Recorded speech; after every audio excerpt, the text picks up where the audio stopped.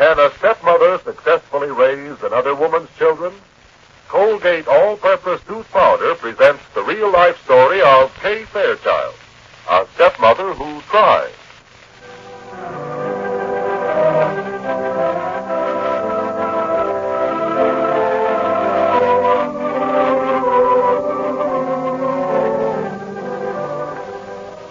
It's a touchy subject when a man tries to tell his wife how to do the household by. Just listen. Why don't you run the house like I run my business? And what do you want me to do? Get a secretary and a bookkeeper? No, but you can buy supplies when the price is most favorable. Say, if you mean getting bargains, then you're talking to a number one bargain getter. Why, only today I got in on a 1-cent sale deluxe. I bought 60 cents worth of Colgate tooth powder for only 41 cents. Now, can you do better than that in your business? I guess not. Why, that's 50% more Colgate tooth powder for only 1 penny more. You're right. See, I paid the regular 40-cent price for this giant can of Colgate tooth powder, and then for just another penny, I got the large can as well. Well, it's plain this lady needs no help from her friend husband in saving money. And he'll bless her good judgment every time he uses Colgate tooth powder. For this lively, quick cleansing dentifrice reveals the glorious natural radiance of your teeth. And while it cleans teeth, it sweetens your breath and freshens your mouth. What's more, you'll find Colgate tooth powder safe and ever so pleasant for gum massage. Yes, it's an all-purpose tooth powder with benefits for all members of the family. And right now, Colgate tooth powder is smashing all-time records in sales. Because you can buy a large can for only 1 penny when you buy the giant-sized Colgate tooth powder at the regular 40-cent price. But when dealers' limited supplies are gone, this exciting 1-cent sale is over. Wouldn't it be too bad if you missed out? Now, Colgate tooth powder presents Kay Fairchild, Stepmother.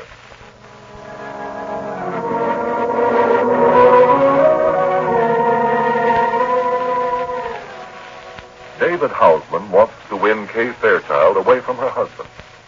And he justifies this unorthodox ambition with the claim that he loves her and John doesn't. Peg has made up her mind that she's going to try to advance David's cause. Her reasoning is simple, if perhaps a trifle selfish. She figures that if David married Kay, he would probably be willing to take baby Billy and Bud along. And that will leave Peg free of any financial obligations toward the family. Free to get married, which is still her fondest desire. Well, it's Thanksgiving Day, and the prospects of it being a happy one in the Fairchild home are pretty slim. The fact that John has gone away and nobody in the family knows where he is seems especially dismal on this holiday. Out in the kitchen, Bud, hands in his pockets, leaning against the table, is gloomily watching Mattie baste the turkey. Listen. You's a mighty fine-looking bird. Getting nice and brown, too. Yeah, I bet your mouth is watering something powerful, ain't it, boy? Uh-huh. A little bit. Looks good. Good. That turkey is scrumptious perfect, and don't you let nobody tell you different. Yeah, same thing goes double for them pumpkin pies over there on the window. Bet you was wishing you could have a piece of one of them right now. No, I can wait. I just came out here because I didn't have anything else to do, I guess. I was going over to watch them practice football, but kind of a gloomy day. So I don't see nothing the matter with this day. Sun's shining. It wasn't a while ago.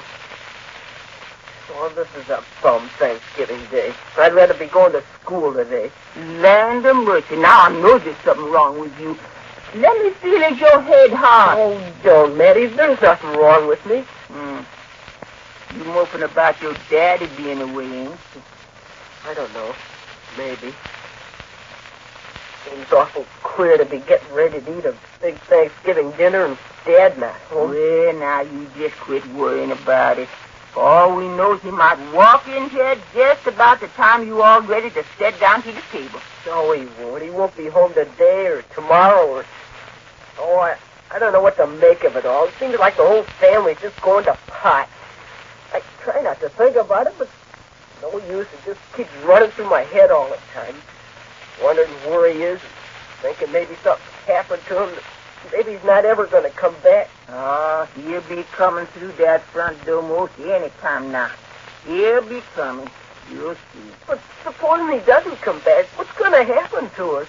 Land of goodness, child, how would I know? Be a mighty terrible thing, I guess. Surely would. Well, there, you see?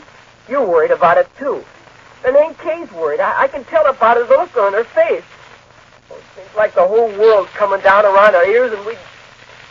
Oh, what's the use? I'm going up to my room. And in the living room, Kay and Jen Porter are talking. Jen, I try not to show it in front of the children, but every now and then I find myself with an unhappy look on my face and biting my lip.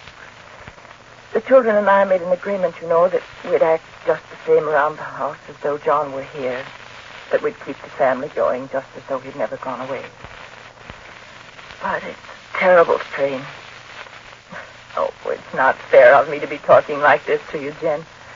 I didn't ask you to have dinner with us just so I could hash over my troubles with you. Now, let's not go over that again.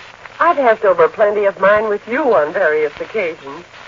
But you see, Jen, this is the only home I've had for years. And if this isn't home, then no place is home. I haven't anywhere else to go, even if I wanted to go anywhere else. Of all the things that people can be grateful for on Thanksgiving Day, I think a home in which everybody's happy is the greatest. But it really isn't even a home with John not here. Well, now, look. I think you've gone far enough with this, Kay. Next thing you know, you'll have yourself weeping. And tears, I've heard tell, dampen a lady's appetite for turkeys. Come on. Let's go find Billy and... Say, where is Billy, anyhow? Excuse me, Miss Fairchild, but I kind of think you had ought to go and talk to Bud, maybe. I think he's feeling kind of down in the dumps. What's that, Matty? Well, Bud, he was out there in the kitchen just a few minutes ago, and he was acting kind of awful blue. I kind of tried to cheer him up, but he run off upstairs, and, well, I think he was just about ready to cry. Oh, dear.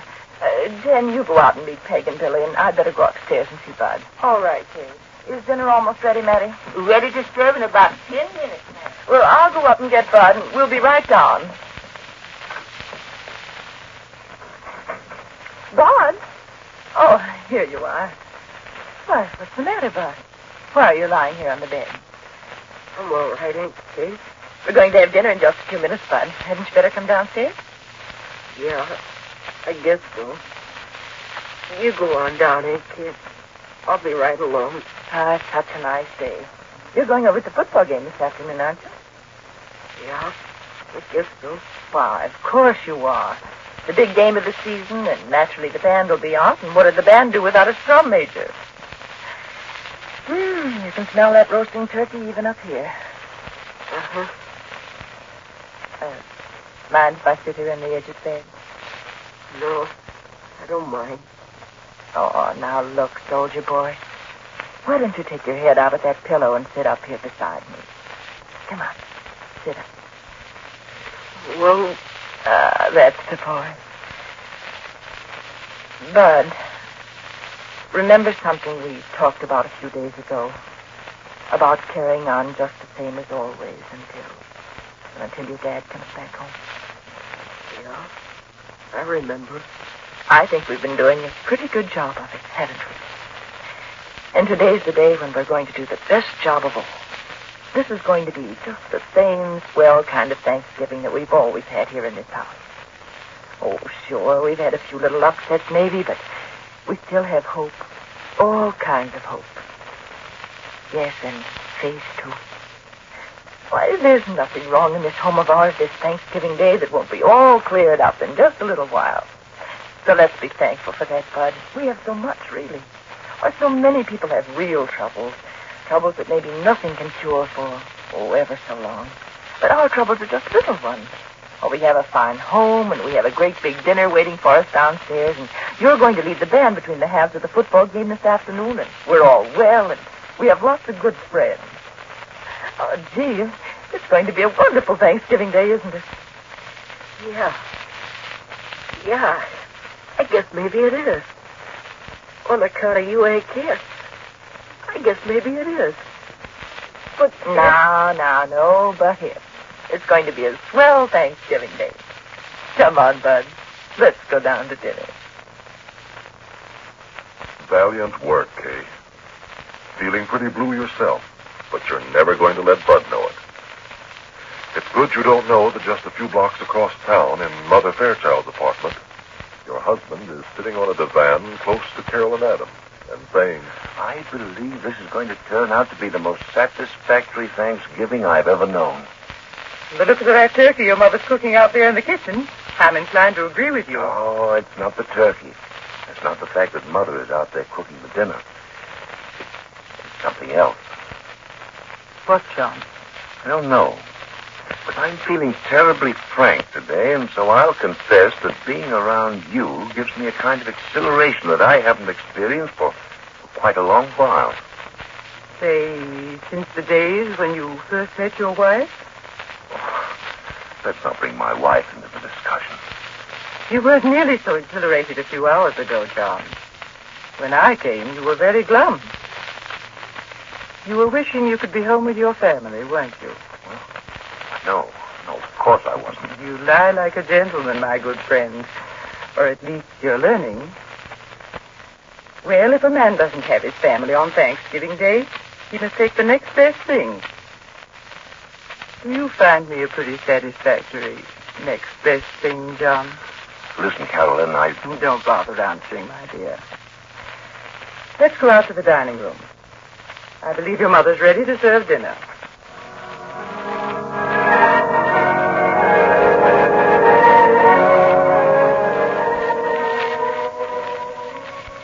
yes, left to his own devices, John probably would have been home for Thanksgiving dinner. But Carolyn Adams is able to make him forget.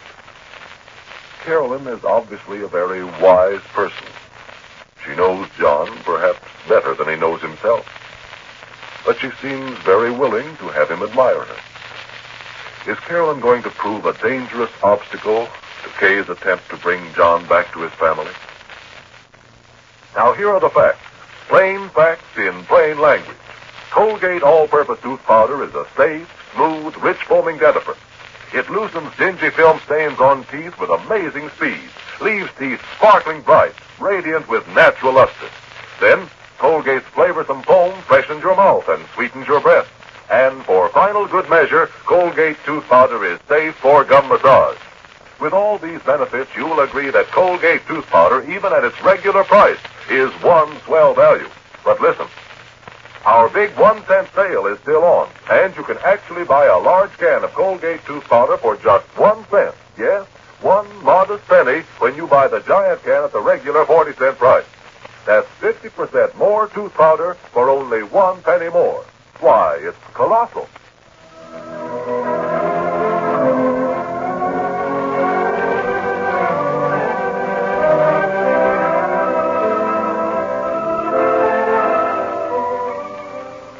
Well, Peg is lined up in favor of Kay divorcing her father and marrying David Hausman. Tomorrow she goes to work to put her ideas into practice. Tune in again tomorrow and every day, Monday through Friday, for Kay Fairchild Stepmother, brought to you by Colgate All-Purpose Tooth Powder. This is Carlton Cadell speaking.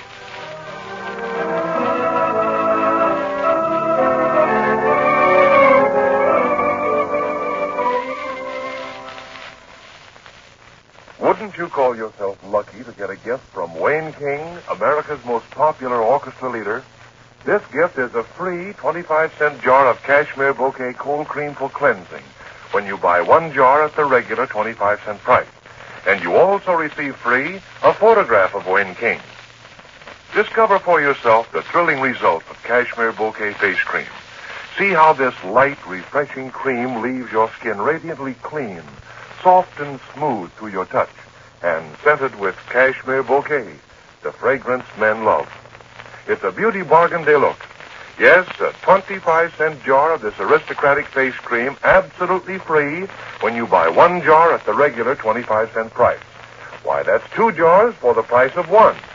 These Wayne King gift packages of cashmere bouquet face cream are now at cosmetic counters, and they're going like mad.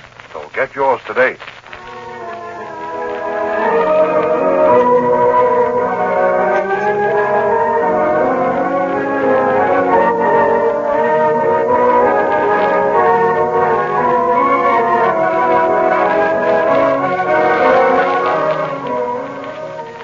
This is the Columbia Broadcasting System.